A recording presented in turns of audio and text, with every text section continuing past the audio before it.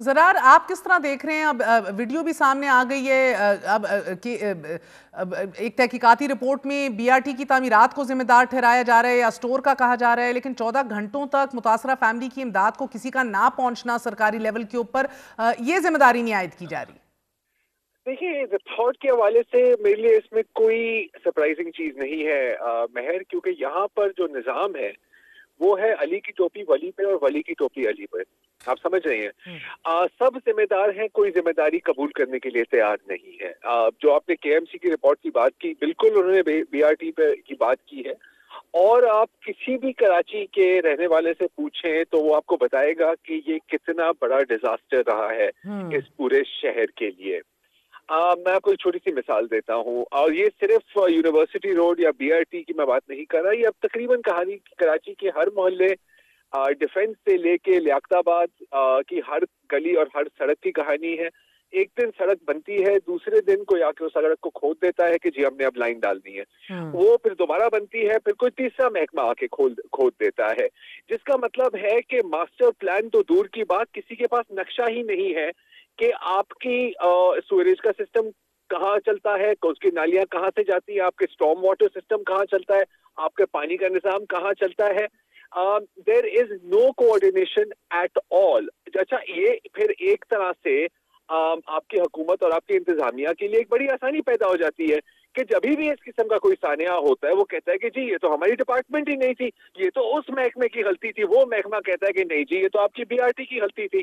اچھا، صرف be are T پر الزام نہیں ڈالا. ابھی میں کراچی میٹروپولیٹن کارپوریشن کی ایک ٹویٹ بھی دیکھ رہا تھا جس میں وہ کہہ رہے تھے کہ وہ جو ڈپارٹمنٹ سٹور ہے جس کے سامنے یہ سانحہ ہوا ہے، جس کے سامنے ابراہیم کی موت ہوئی ہے، انہوں نے انکروچمنٹ کی ہوئی تھی سائیڈ واک پر اپنی پارکنگ کے لیے، تو کچھ ذمہ داری ان کی ہے. اچھا چلے ہم مان لیتے ہیں ان کی بھی ذمہ داری ہے. کس کی ذمہ داری ہے اس انکروچمنٹ کو روکنا؟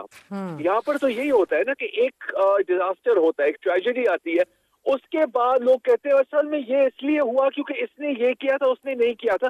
سوال اگین یہ these are all distraction tactics. میری نظر میں سوال یہ ہے کہ جن کا کام ہے انکروچمنٹس کو روکنا، جن کا کام ہے مانیٹر کرنا کہ یار یہاں پہ ڈھکنا پڑا لگا ہوا ہے نہیں لگا ہوا ہے، کیا یہ روڈ سیف ہے، یہ روڈ سیف نہیں ہے، وہ اپنے کام کرنے میں ان کی کوئی دلچسپی نہیں ہے. It is a complete abdication of governance, بلکہ میں تو کہوں گا it is a complete collapse of government. اور سب سے جو افسوس کی بات ہے نا مہر، وہ یہ ہے کہ یہ آج کی بات نہیں ہے. سن 2050 میں شیلا رضا صاحبہ، آپ اچھی طرح سے جانتی ہیں جی جی انہیں، بالکل. یقیناً وہ آپ کے شو پہ بھی کئی بار آئی ہوں گی. شیلا رضا صاحبہ ایک گاڑی میں جاری ہوتی ہیں اپنی فیملی کے ساتھ، وہاں پر گاڑی سکڈ کرتی ہے اور ایک ڈرینیج کے نالے میں وہ گاڑی جا کے گر جاتی ہے. اچھا، ڈرینیج کے نالے کے اوپر کوئی کوریج نہیں تھی، نہ وہ کوئی لائٹنگ تھی، بالکل اندھیری جگہ تھی.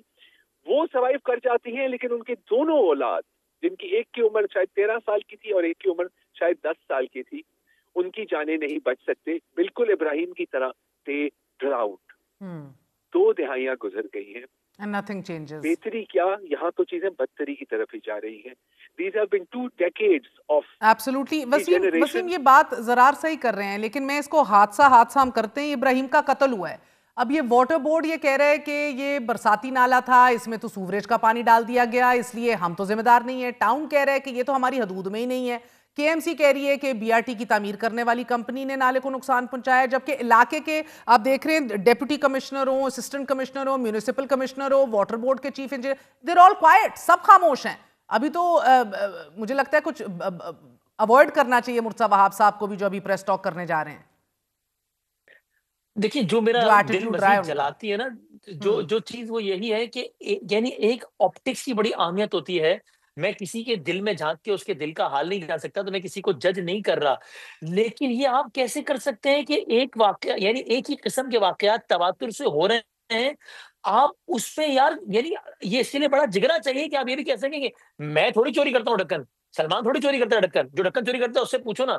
مسئلہ ڈھکن لگنا تھوڑی ہے، ڈھکن چوری ہونا ہے، اور ڈھکن چوری ہونے کا روکنے کا کام میرا تھوڑی ہے، وہ تو محکمہ داخلہ کا ہے. اور ارے تو محکمہ داخلہ بھی کس پارٹی کے پاس ہے؟ اور یہاں تو تسلسل ہے. یہاں تو آپ یہ بھی نہیں کہہ سکتے پچھلی حکومتوں نے بیڑا غرق کر دیا، اس لیے کہ پچھلی بھی آپ کی تھی، اس سے پچھلی بھی آپ کی تھی, اس سے میرے بچپن سے آپ 17 کی حکومت ہے سال الحمدللہ, اللہ اور شاید خیر قیامت تک رہے گی, اور اللہ کرے کہ رہے بھائی آپ کی, اگر آپ کو لوگ ووٹ دیتے ہیں تو. لیکن سر یہاں تو ابراہیم وہ تو مر ریزن گیا, نہیں کہ بھٹو تو زندہ ہے نا. مطلب پالیسی بھی زندہ رہے, پالیسی کا تسلسل بھی ہو جائے.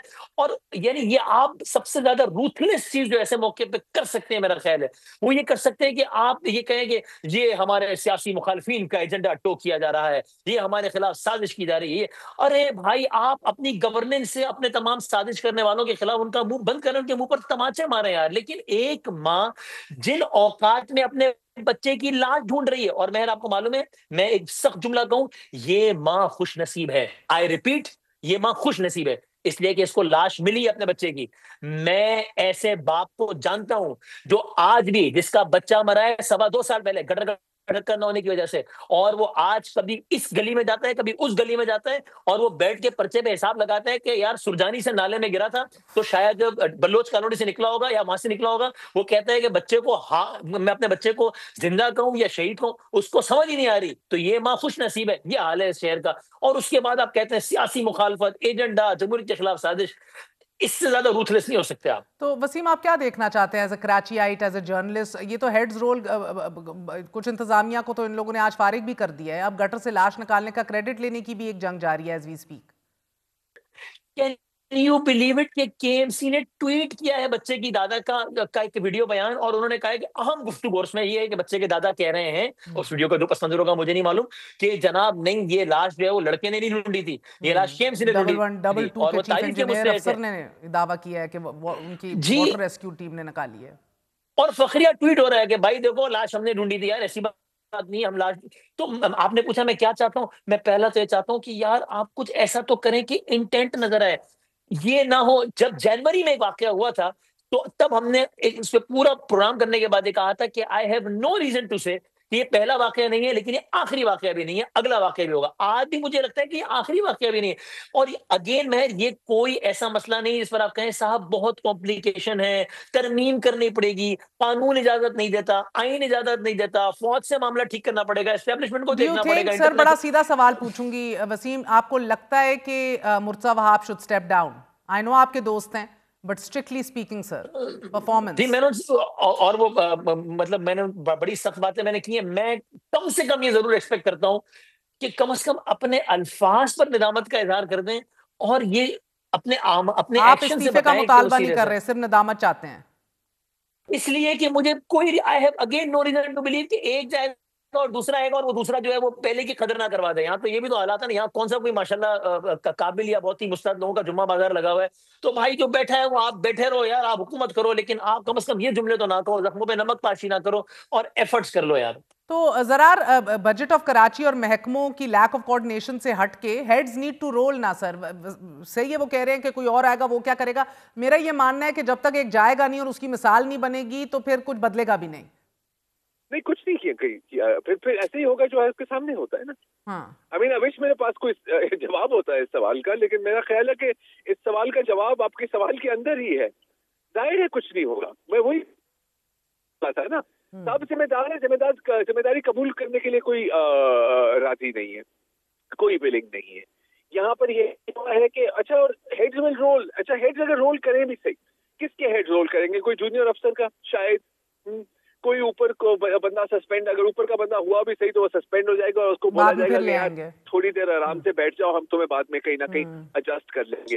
ہوگا تو یہ, لیکن جو بنیادی مسئلہ ہے مہر, وہ یہ ہے کہ اتنے بڑے شہر میں, اب اچھا ہم اس شہر کی بجٹ پہ بھی بات کر سکتے ہیں اگر آپ کے پاس ٹائم ہو, لیکن اس سے پہلے ایک زیادہ اہم نقطہ یہ ہے کہ آپ کے پاس کوئی 15-20 محکمے ہیں, آپ کے پاس پتہ نہیں کتنے آفیشلز ہیں, ایڈمنسٹریٹو آفیشلز, الیکٹڈ آفیشلز, ان کے بیچ میں کوئی کوآرڈینیشن نہیں ہے.